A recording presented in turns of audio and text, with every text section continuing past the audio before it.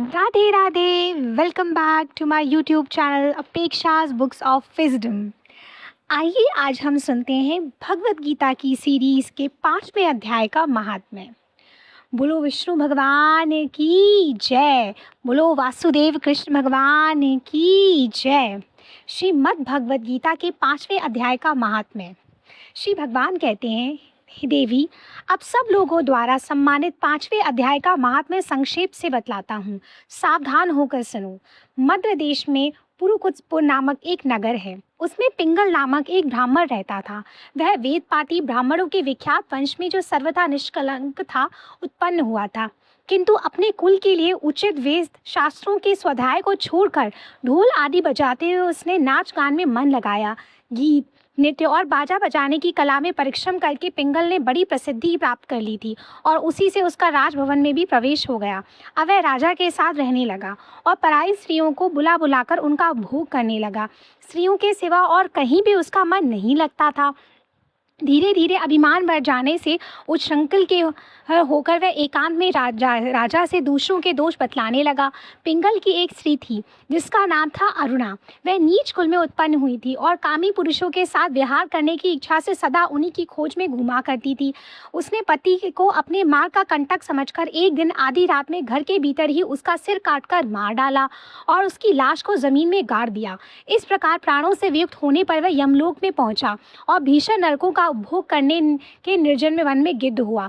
अरुणा भी भगंत रोग से अपने सुंदर शरीर को त्याग कर घोर नरक भोगने के पश्चात उसी वन में सुखी हुई। एक दिन वह दाना चुगने की इच्छा से इधर उधर फुदक रही थी। इतने में ही उस गिद्ध ने पूर्व जन्म के वैर का स्मरण करके उसे अपने तीखे नखों से फाड़ डाला।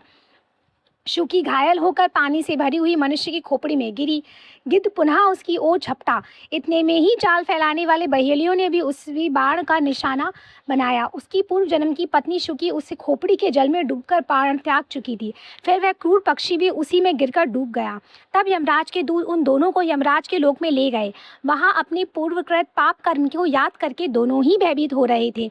तदंतर यमराज ने जब उनके घृण कर्मों पर दृष्टिपात किया तब उन्हें मालूम हुआ कि मृत्यु के समय अकस्मात खोपड़ी के जल में स्नान करने से इन दोनों का पाप नष्ट हो चुका है। तब उन्होंने उन दोनों को मनोवांछित फल का लोक में जाने की आज्ञा दी। यह सुनकर अपने पाप को याद करके हुए वह दोनों बड़े विस्मय में पड़े और पास जाकर धर्मराज के चरणों में प्रणाम करके पूछने लगे, भगवान, हम दोनों ने पूर्व जन्म में अत्यंत घृणित पाप का संचय किया, फिर भी हमें मनोवांछित लोकों में भेजने का क्या कारण है, बताइए। यमराज ने कहा, गंगा जी के किनारे वट नामक एक उत्तम ब्रह्मा ज्ञानी रहते थे।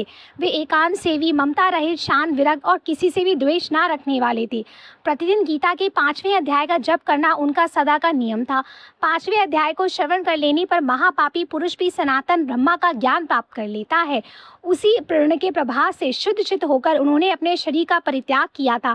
गीता के पाठ से जिनका शरीर निर्मल हो गया था, जो आत्मज्ञान प्राप्त कर चुके थे, उन्हीं महात्मा की खोपड़ी का जल पीकर पाकर तुम दोनों पवित्र हो गए हो। अतः अब तुम दोनों मनोवांछित को लोकों को जाओ, क्योंकि गीता के 5वें अध्याय के महात्म्य के से तुम दोनों शुद्ध हो गए हो। श्री भगवान कहते हैं, सबके प्रति समान भाव रखने वाले धर्मराज के द्वारा इस प्रकार समझाए जाने पर वे दोनों बहुत प्रसन्न हुए और विमान पर बैठकर वैकुंठ धाम को चले गए।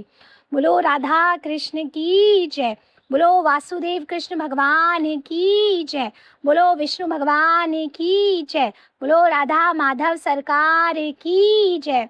बोलो बरसाने वाली की जय। राधे राधे।